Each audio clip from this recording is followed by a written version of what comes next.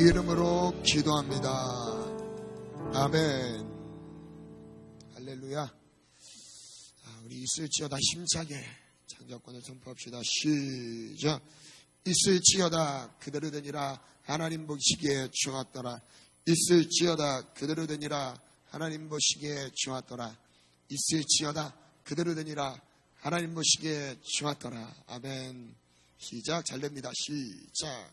잘 됩니다. 더 잘 됩니다. 갈수록 더 잘 됩니다. 잘 됩니다.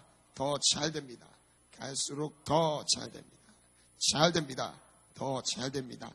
갈수록 더 잘 됩니다. 우리의 삶이, 우리가 가는 모든 곳이, 우리가 만나는 모든 영혼들이 평안할지어다. 우리의 가정이, 이 대전과 한밭절교의 모든 사역이 가장 중요하죠. 이 조국 대한민국이 평안할지어다. 아멘.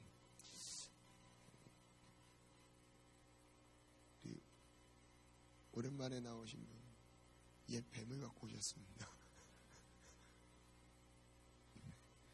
다니엘 6장 갑니다.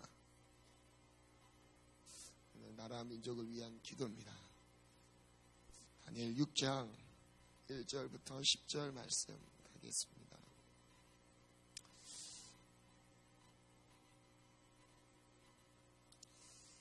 이 아침에 하나님께서 여기에 보인 성도님들에게 분명히 주님이 지금 말씀을 주셨습니다. 우리 믿음으로 다니엘 6장 1절부터 가겠습니다. 천천히 읽으면서 중간중간 설명해 드리겠습니다. 시작. 다리오가 자기의 뜻대로 고관 120명을 세워 전국을 통치하게 하고, 잠시만요. 다리오 왕이 왕으로 즉위한 다음에 그 나라를 통치하는 가운데서 120명의 고관들을 자기의 뜻대로 뽑았다는 것은 자기와 마음을 함께 할 수 있는 사람들, 자기의 역할을 대신해 줄 수 있는 사람들, 그 사람들을 이어 120명을 뽑았습니다. 그 다음 절 한번 볼게요. 2절 시작. 총리 셋을 두었으니 다니엘이 그 중에 하나라. 잠깐만요. 그 위에 120명을 세워놓고 120명 위에 그들을 또 다스릴 수 있는 총리 3명을 세웠습니다. 근데 다니엘이 어떤 위치에 있었냐면 이 총리 중에 한 명이어야 돼요. 어마어마한 위치죠. 그죠? 왕이 있다면 왕이 세운 고관들 120명, 그 사이에서 그들을 다 관리할 수 있는 그 권한을 갖고 있는 자리였습니다. 총리. 한 번 더 이어서 가겠습니다. 그 2년부터 시작. 이는 고관들로 총리에게 자기의 직무를 보고하게 하여 왕에게 손해가 없게 하려 함이었더라. 이 말은요, 이겁니다. 왕이 그런 총리들을 세운 이유는 왕이 어떤 손해도 이제 보지 않도록 그들을 통해서 정확하게, 그리고 왕의 뜻대로 나라를 다스리기 위해서 그들을 세웠던 거죠. 근데 다니엘은 어떤 사람이었는지 이제 3절에 좀 자세히 나옵니다. 3절 보겠습니다. 시작. 총리들과 고관들 위에 뛰어남으로 왕이 그를 세워 전국을 다스리게 하고자 한지라. 이 120명을 세우고 120명들을 다스릴 수 있는 3명의 총리를 세웠는데 그 중에 가장 으뜸이 누구였냐면 이제 다니엘이었습니다. 이 말은 그거죠. 그럼 전국을 아예 다스릴 수 있는, 가장 지혜롭게 다스릴 수 있는 사람이 누구였다고요? 다니엘이었던 거예요. 이 제국에, 어마어마한 제국에 그 모든 권한을 갖고 있었던 사람이 다니엘이었어요. 근데 다니엘의 특징이 한 가지 나옵니다. 다니엘이 왜 어떻게 하다가 이 총리의 자리에 올랐고요, 어떻게 하다가 이런 고관들까지 다스리고, 그리고 총리 중에 가장 으뜸이 될 수 있는 자리로 오르게 됐을까요? 특징이 나오죠. 어떻게 됐대요? 마음이 민첩하여. 분명히 나오죠? 말씀에 3절인데. 네. 다니엘은 마음이 민첩했다고 나옵니다. 마음이 민첩했기 때문에 고관들을 다스릴 수 있었대요. 그리고 총리들 중에서 가장 뛰어났었습니다. 마음이 민첩하다는 뜻이 뭘까요? 단순히 지혜로웠다는 걸로 좀 받아들여야 될까요? 아닙니다. 이제 원어 사전에 찾아보니까 의미가 정말 많이 다르게 나와요. 궁금하죠? 이렇게 나왔습니다. 마음이 민첩하여라는 의미가 원어로 보면 그 안에, 그러니까 다니엘 안에 탁월한 영이 있어 라는 의미예요. 이 의미를 우리가 번역할 때 마음이 민첩하여로 번역된 거예요. 좀 다르죠, 느낌이. 그러니까 다니엘 안에 어떤 탁월한 영이 있어서 고관들을 다스렸고요. 다니엘 안에 탁월한 영이 있어서 총리 중에서 가장 으뜸되는 자리에서 정말 지혜롭게 왕의 손해가 되지 않도록 중지자 역할을 하면서 다스릴 수 있는 힘이 있었다. 뭐가 있었어요? 탁월한 영이 있었어요. 뭘까요? 성령님이죠. 하나님께서 다니엘을 세우셨고요. 그냥 단순히 머리가 좋은 게 아니었습니다. 그리고 처세술이 뛰어났던 것도 아니었어요. 다니엘이 하나님 앞에 쓰임받고, 그리고 이제 다니엘의 나이가 정말 젊었어요. 이 뒤에 읽겠지만 다니엘은 그 고관들로부터 많은 질투를 받죠. 그래서 궁지에 몰립니다. 왜냐하면 젊은 놈이 이렇게 똑똑해. 젊은 놈이 왜 이렇게 일을 잘해? 털어도 먼지가 안 나와? 뭐 이런 거예요. 그러다 보니까 근데 다니엘을 세우신 분이 누구라고요? 하나님. 다니엘 안에 그런 힘을 주신 분이 누구라고요? 탁월한 성령의 역사예요. 그러니까 우리가 하나님이 우리에게 맡겨주신 사명들을 감당할 수 있는 힘도요. 그냥 어떻게 보면 인간적인 입장에서는 저 사람 좀 지혜롭다. 저 사람 일을 좀 잘하네. 이렇게 생각할 수 있는데요. 절대 사람이 하는 것이 아닙니다. 여러분 사람을 보면 안 돼요. 그 안에 누가 계시냐면요. 성령님이 감동 주시고요. 성령님이 지혜를 주시는 거예요. 성령님의 역사입니다. 100%예요. 하나님의 역사는요. 성령님의 역사하시지 않고서는요. 이루어지질 않습니다. 이어서 한번 볼게요. 다니엘은 마음이 민첩하여 총리들과 고관들 위에 뛰어남으로 왕이 그를 세워 전국을 다스리게 하고자 한지라. 즉 다니엘 안에 계신 성령님께서 전국을 다스리게 하신 것이죠. 제대로 이해를 하면 그죠? 4절 읽겠습니다. 시작. 고관들이 국사에 대하여 다니엘을 고발할 근거를 찾고자 하였으나 아무 근거, 아무 허물도 찾지 못하였으니 이는 그가 충성되어 아무 그릇됨도 없고 아무 허물도 없었으며더라. 그가 다니엘 충성되었고요. 그리고 아무 그릇된 것이 없었습니다. 그래서 다니엘에게는 허물이 없었대요. 누구 때문에? 탁월한 성령의 역사 때문에. 그러니까 아마도 그 당시에도 그런 게 있었나 봐요. 고관의 위치까지 올라가려면, 그리고 총리까지 올라가려면 뭔가의 그런 꼼수들이, 부정부패들이 분명히 있었던 것 같아요. 그래서 다니엘을 털어보려고 이렇게 청문회 같은 것도 열고 했지만 흔히 나오지 않았던 거죠. 그 다음 절 보겠습니다. 5절 시작. 그들이 이르되 이 다니엘은 그 하나님의 율법에서 근거를 찾지 못하면 그 고발할 수 없으리라 하고, 이런 의미예요. 세상의 법 안에서는 고발할 증거가 없는 거예요. 너무 정직하고 너무 지혜롭게 하고 문제 있는 게 하나도 발견되지 않습니다. 그래서 율법을 거스리게 하는 방법밖에는 다니엘을 넘어뜨릴 수 있는 방법이 없었다. 다니엘을 섬겼던 하나님을 따라가는 그걸 보고 율법, 그러니까 하나님의 율법에서 찾지 않으면 그를 고발할 만한 증거가 전혀 나오지 않았던 겁니다. 세상의 법보다 즉 하나님의 율법이 더 완벽했던 걸 보여주는 거죠. 그죠? 6절, 7절은 이어서 한번 가겠습니다. 시작. 고관들이 모여 왕에게 나아가서 그에게 말하되 다리오 왕이 만수무강 하옵소서. 나라의 모든 총리와 지사와 총독과 법관과 관원이 의논하고 왕에게 한 율법을 세우며 한 금령을 정하실 것을 구하나이다.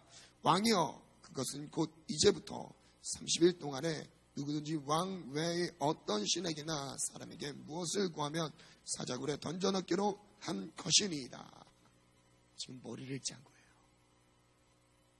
율법 외에는 율법 외에는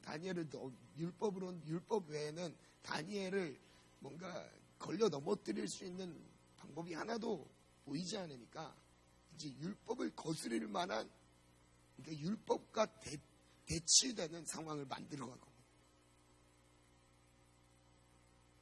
이런 의미가 나옵니다. 왕에게 한 율법을 세우며 한 금령을 정하실 것을, 이런 문장이 나오죠. 원어를 한번 또 찾아봤어요. 정하실 것을, 그러니까 왕에게 한 율법도 세우고 한 금령을 정하실 것을, 그 정하실 것이라는 그 단어, 수고, 그 의미는요, 이렇게 번역됩니다. 왕에게 한 율법을 강하게 만들고 한 금령을 강하게 만들게 하다.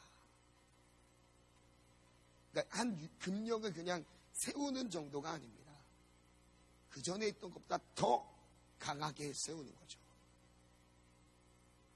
어느 정도로? 하나님의 율법보다, 그리고 하나님이 말씀하신 것보다 우상 숭배하지 말라, 하나님의 명령보다 왕의 명령을 더 강하게 한번 해본 겁니다. 상황은 이렇게 된 상황은요,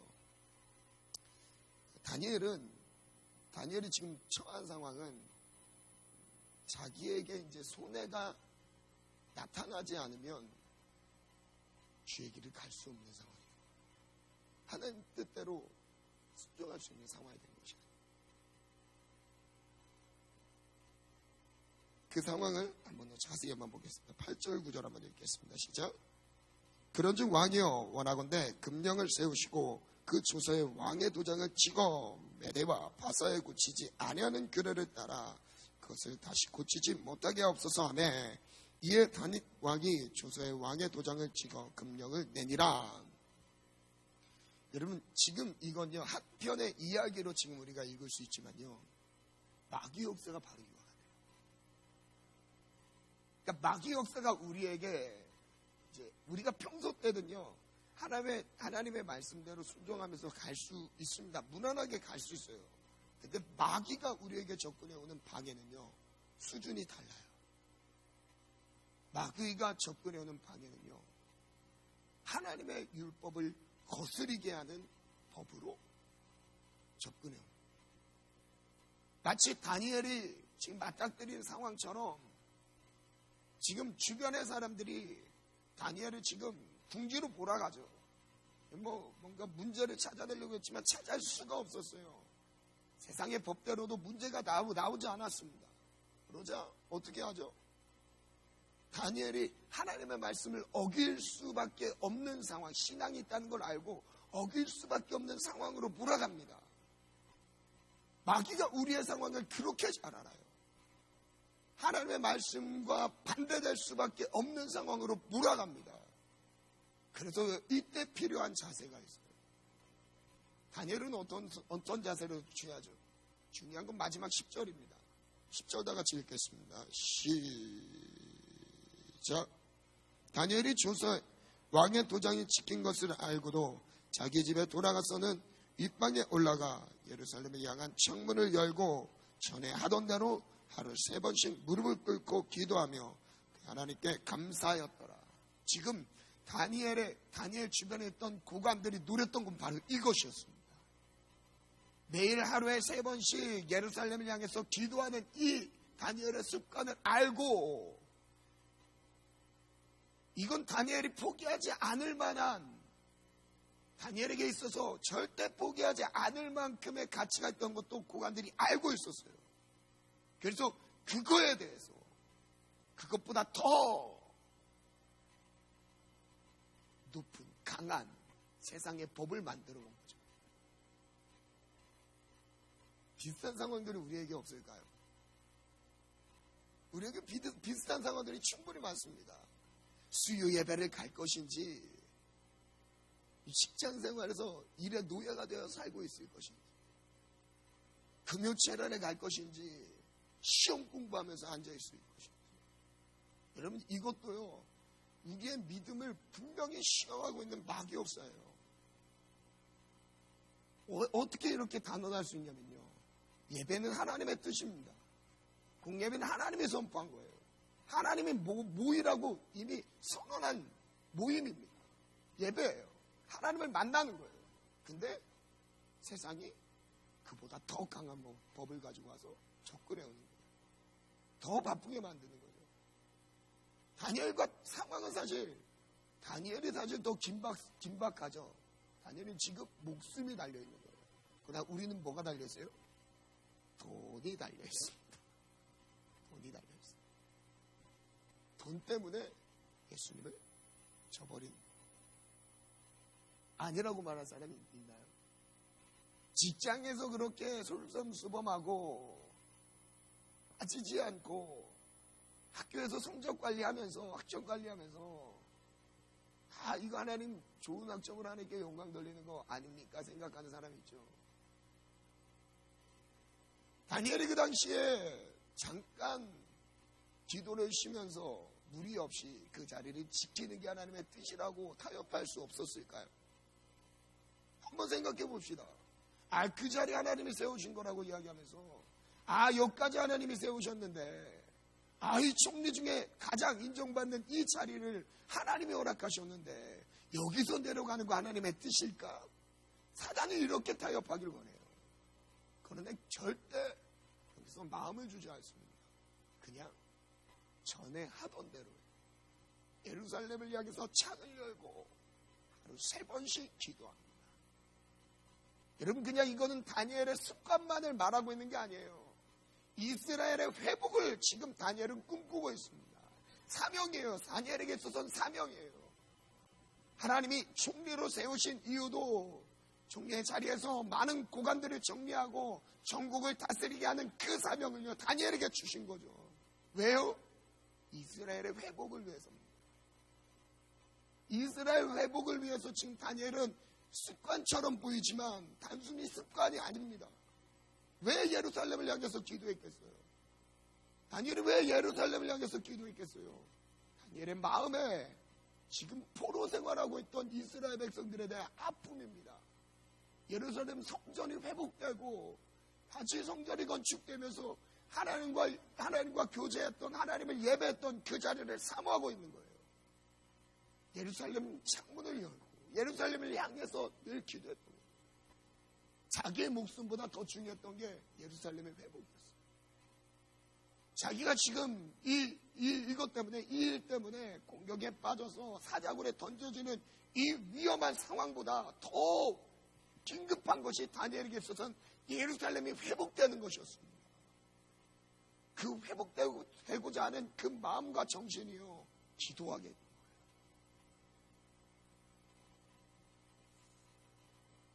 마태복음 말씀 한번 보겠습니다.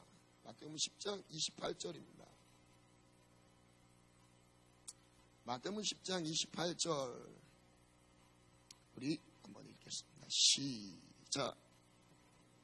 능히 죽이지 못하는 자들을 두려워하지 말고 오직 몸과 영혼을 이 지옥에 멸하실 수 있는 이를 두려워하라. 중요한 건요, 몸은 죽여도 해요.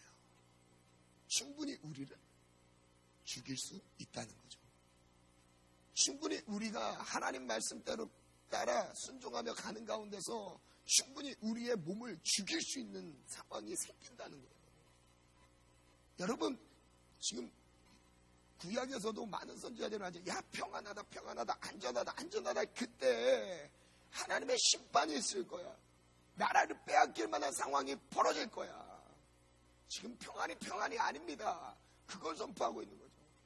근데 그때 이후에 신약에 와서는요, 몸은 죽여도 충분히 우리가 믿음을 따라가는 가운데서 우리의 그냥 어느 정도의 손해 그 이상으로 우리의 목숨이 끊어지도록 대치되는 상황이 없다는 게 아니에요. 있다는 거예요.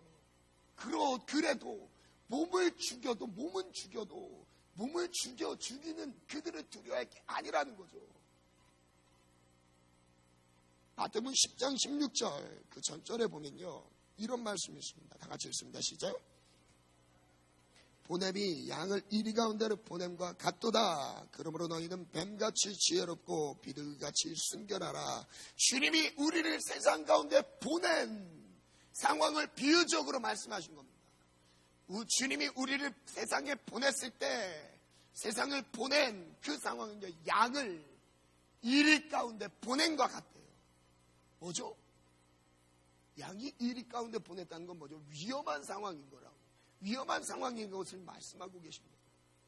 이리는 누구예요? 마귀입니다. 마귀. 세상의 영들.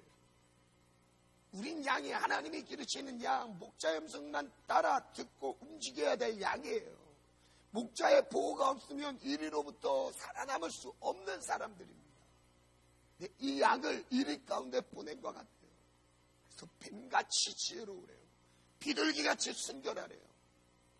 그 다음에 요한복음 16장 말씀 한번 읽겠습니다. 시작. 너희로 내 안에서 평안을 누리게 하려 함이라. 세상에서는 너희가 환난을 당하나. 여보세요. 지금 세상에서 지금 요한복음 14, 15, 16장은요, 성령님을 우리 가운데 보내주신다는 중요한 메시지, 예수님이 지금 승천하시기 전에 중요한 메시지를 담고 계십니다. 십자가 사역이죠. 그 사역을 남겨놓고 마지막 중요한 메시지를 주시면서 이것을 너희에게 이르는 것은 너희로 평안을 누리게 하려 함인데 세상에서 너희가 뭐를 당하나? 환난을 당한대요. 성령님이 우리 가운데 함께 있을 때 우리가 세상 가운데 환난을 당할 수밖에 없대요. 그런데 주님 그 다음에 중요합니다. 뭐라고 해요? 담대하라. 내가 세상을 이기었노라. 저를 따라합니다. 담대하라. 내가 예수님이 세상을 이기었노라. 중요하죠.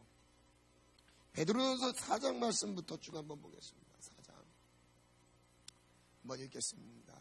시작. 그리스도께서 이미 육체의 고난을 받으셨으니 너희도 같은 마음으로, 이는 육체의 고난을 받은 자는 죄를 그쳤습니다. 육체의 고난이 있는 자들은 뭐래요? 죄가 그쳤대요. 여러분, 고난은요, 우리의 믿음과 함께 가는, 반드시 함께 가야 되는 거예요.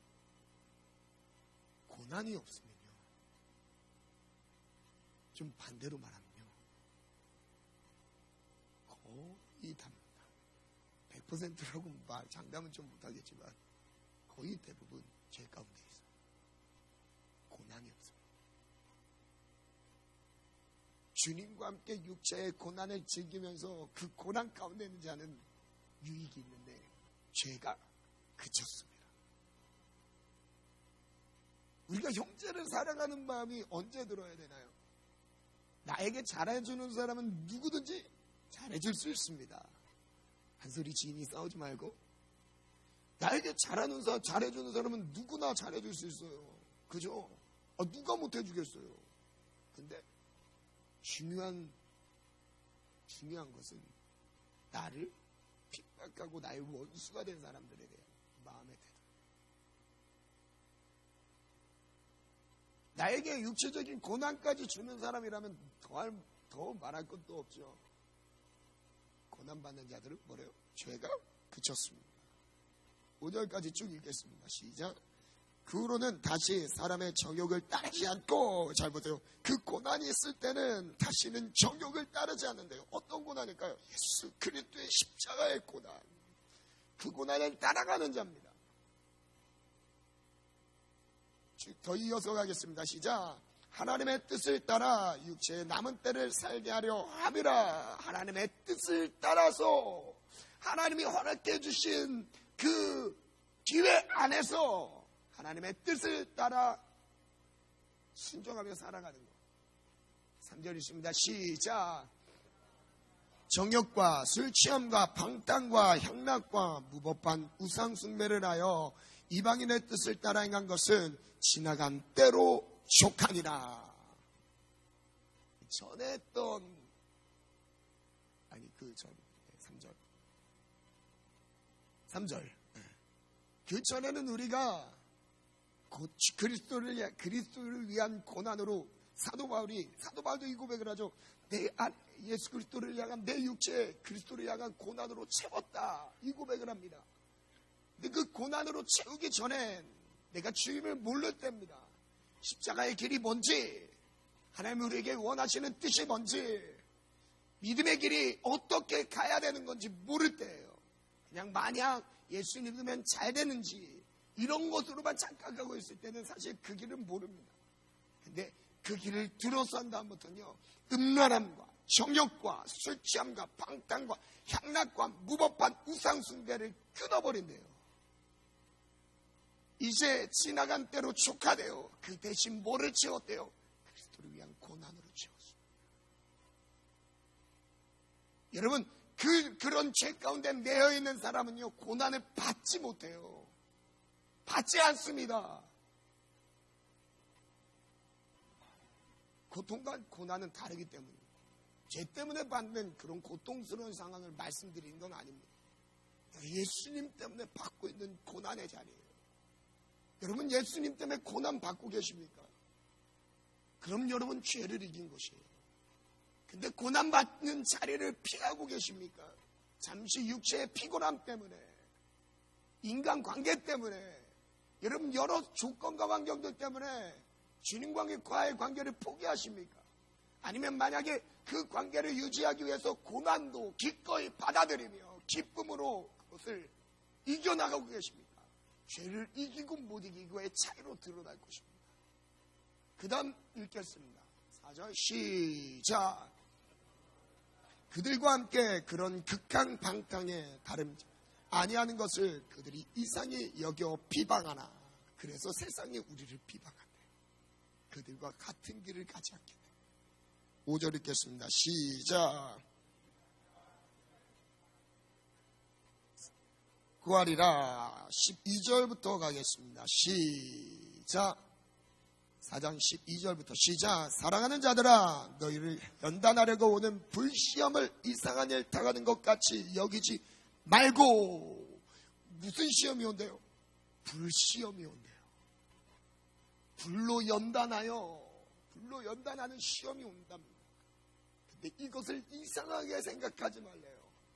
불시험이 오는 이유는 우리를 연단하기 위함입니다. 13절 있습니다. 시작. 그리스도의 고난에 참여하는 것으로 즐거워하라. 이는 그의 영광을 나타내실 때 너희로 즐거워하고 기뻐하게 하려 함이라. 시작. 너희가 그리스도의 이름으로 치욕을 당하면 복 있는 자로다. 중요한 말씀이죠. 우리가 예수 그리스도를 위해서 믿음의 길을 가는 이유 때문에 치욕을 당하면 복이 있대요. 마치 다니엘이 겪었던 상황들처럼 많았던 120명의 고관들이 있었어요. 총리, 다니엘 외에 2명의 총리가 더 있었죠. 그들로부터 고난과 질투를 당해도요, 주님 때문에 받는 어려움이라면요, 그것이 뭐라고 하냐면 주님이 영광 받는 거예요. 복이 있대요. 이어서 영광의 영 맞죠? 영광의 영, 곧 하나님의 영이 너희 위에 계십니다. 이어서 가겠습니다. 시작. 도둑질이나 악행이나 남의 일을 간섭하는 자로 고난을 받지 말려니와 축갑니다. 만일 그리스도인으로 고난을 받으며 부끄러워하지 말고 도리어 그 이름으로 하나님께 영광을 돌리라. 산상수훈의 첫 팔복 내용 중에도 이에 이 비슷한 내용이 나오죠. 의를 위하여 핍박을 받는 자는 뭐가 있나니? 복이 있나니 천국이 저희 것이니래요. 의를 위해서, 하나님의 의를 위해서 핍박을 받는 자가 복이 있답니다. 그 다음에 읽겠습니다. 시작. 만일 우리에게 먼저 하면 하나님의 복음을 순종하지 아니하는 자들의 그 마지막은 어떠하며 또 의인이 겨우 구원을 받으면 경건하지 아니한 자와 죄인은 어떻게, 잘 보세요. 이 말은요 18절 의인이 이렇게 고난을 받으면서 겨우 구원을 받으면 경건하지 아니한 자와 죄인들은 어떻게 구원받겠느냐 이 말입니다. 여러분, 제가 극단적으로 도전하는 것까지만요 말씀 그대로예요. 말씀 그대로 말씀드리는 겁니다. 조금 죄져도 천국 간다고. 여러분, 이거 속임수예요. 주님이, 성령님이 우리 가운데 거하시면요 죄를 정복합니다. 죄를 다스려요. 승리입니다. 승리. 우리에게 주신 건요 사단의 대가리를 밟을 수 있는 권세를 주셨어요. 오히려 우리가 사단에게 밟히고 있는 상황이라면 어떻게 천국 가냐 이 말이에요. 경건하지 않는 자 그리고 죄인들은 어떻게 주님의 구원 앞에, 어떻게 주님 앞에 서겠느냐 이 말씀이죠. 마지막 18, 19절 읽겠습니다. 시작. 또한 선을 행하는 가운데 그 영혼 창조주께 의탁할지어다. 베드로전서 5장 8절 9절 가겠습니다. 시작. 근신하라, 깨어라. 너희 대적 마귀가 우는 사자같이 두루다니며 삼킬 자를 찾나리. 그 다음에 읽습니다. 시작. 너희는 믿음을 굳건하게 하여 그를 대적하라. 뭐하래요? 그를 대적하려. 믿음을 굳건하게 해서 그들을 대적하래요. 그 다음에 읽습니다. 시작.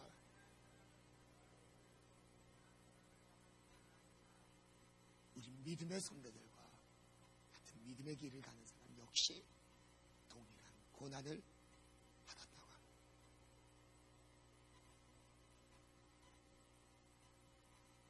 시간이 없는 관계로 말씀을 정리하겠습니다. 그때 쭉 갈라디아서 1장 한번 말씀 보겠습니다. 1장 10절 한번 읽겠습니다. 시작. 사람들에게 좋게 하랴, 하나님께 좋게 하랴, 사람들에게 기쁨을 구하랴. 내가 지금까지 사람들의 기쁨을 구하였다면 그리스도의 종이 아니니라.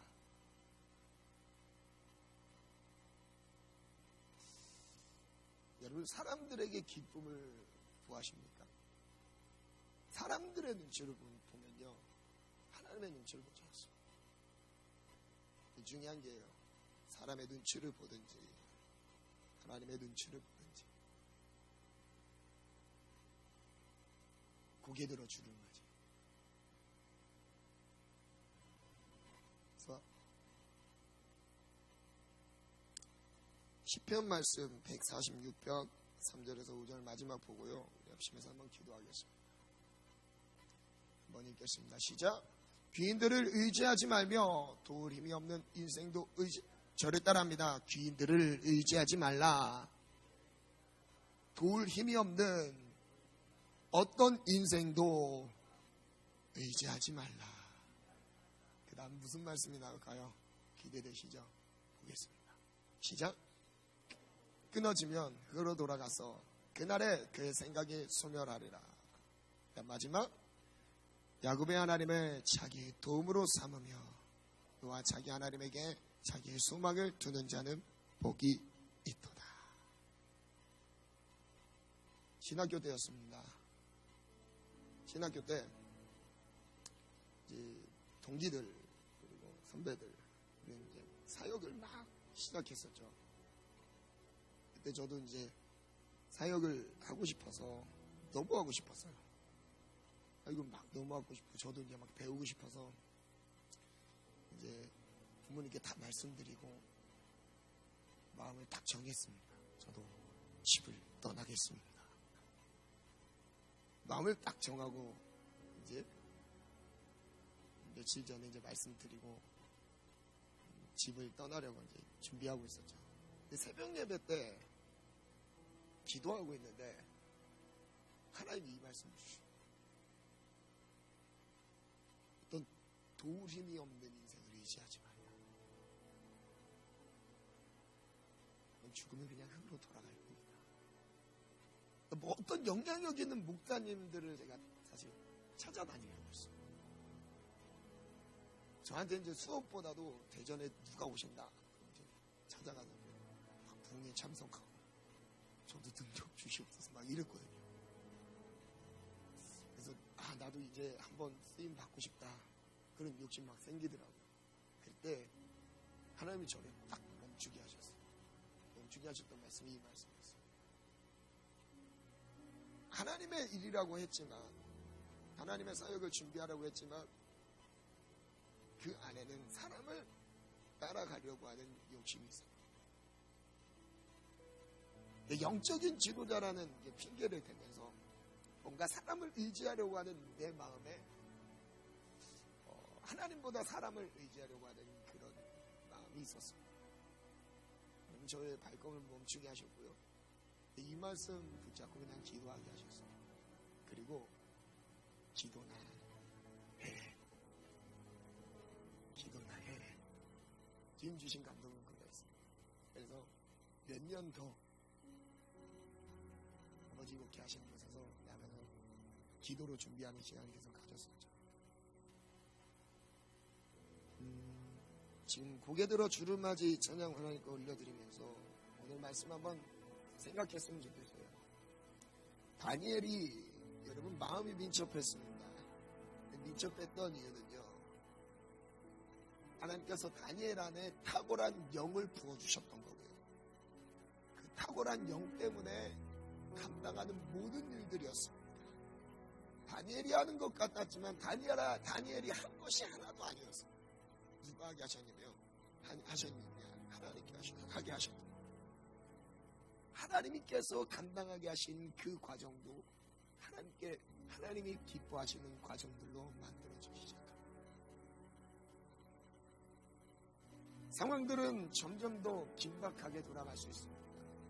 우리가 하나님 말씀에 순종하는 것과 충돌될 수밖에 없는 상황들이 당연히 생깁니다. 왜? 사단은 그걸 잘 알고 있습니다. 이때 마음을 먹으셔야 돼요. 전에 하던 대로 하나님을 향해서, 예루살렘을 향해서 창문을 열고 3번 기도하였다. 전에 하던 대로, 전에 우리가 주님을 섬겼던 대로 고난의 자리를 기뻐하면서, 그게 고난이 아니었지만 세상이 충돌해 오면 그것이 우리에게 고난의 열매로 아름답게 하나님을 향한 하늘의 상급으로 바뀌어질 줄 믿습니다. 덤비라고 하세요. 세상이 덤비라고 하세요. 우리 하늘 상급만 쌓일 뿐입니다. 그 끝이 죽음이라도요. 순교 아닌가요? 주님 말씀 따라간 자리입니다. 그죠? 아멘. 시간 이 찬양 하나님께 올려드리면서 우리 왕은 온전히 하나님 한 분밖에 없음을 선포합시다. 몸은 죽여도 영혼은 죽이지 못하는 자들을 두려워하지 맙시다. 세상의 눈치를 보는 순간 우리는 세상의 종이 되어버립니다. 이제 우리가 하나님께 좋게 하랴 사람에게 좋게 하랴 사람을 기쁘게 한다면 우린 그때부터 하나님의 종이 될 수 없습니다. 하나님을 기쁘시게 하는 삶, 하나님 목전에서 행하는 삶, 하나님이 영광 받으시는 삶, 그 삶은 고난이 있어요. 고난이 있는 삶에는요 죄를 이깁니다. 예수를 위한 고난으로 채워갈 때 죄를 이길 수 있습니다. 단순한 죄와의 싸움이 아니에요. 세상은 극단적으로 부딪혀와도 우린 목숨을 걸고 주님의 말씀만 따라갈 뿐입니다. 아멘. 각오와 결단 가지며 우리 고개 들어 찬양합니다.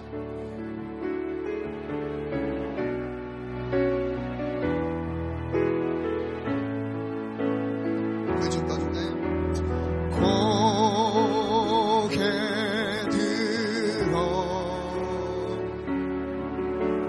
주를 맞이해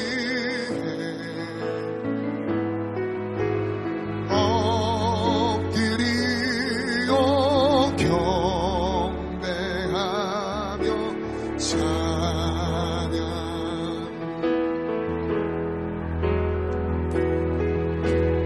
왕의 위엄이 영과 진정한 찬양을 영광 돌려 만왕의 왕 고개 들어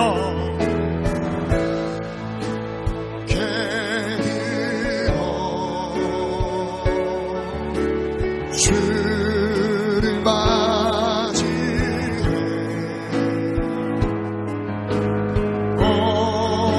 엎드리어 경배하며 찬양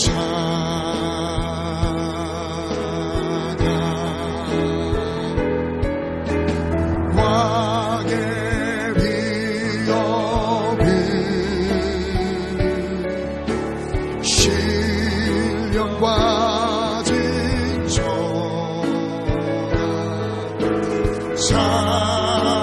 찬양이로 영광 돌려 만왕의 고개 들어 개들어 주를 맞이해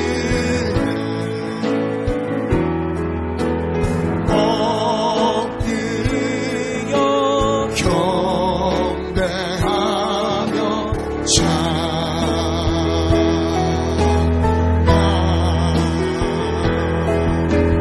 왕의 위엄이 신령한 하나님의 왕권을 인정합시다. 하나님의 주권과 통치를 인정합시다. 하나님의 왕의 명령을 순종하는 마음으로 하나님과 사람의 인체를 보지 않겠습니다. 세상의 법대로 살지 않겠습니다. 하나님의 명령에 주의하며 그 명령에 따라 순종하는 삶이 되겠습니다. 고난이 와도 다니엘처럼 전에 하던 대로 예루살렘을 향하여 무릎을 꿇고 기도했던 다니엘처럼 주님 말씀 따라 순종하며 살겠습니다. 고난을 먹고 자라겠습니다. 목숨을 걸고 주님을 사랑하겠습니다. 우리 다 같이 주여서 장통등으로 기도합니다. 주여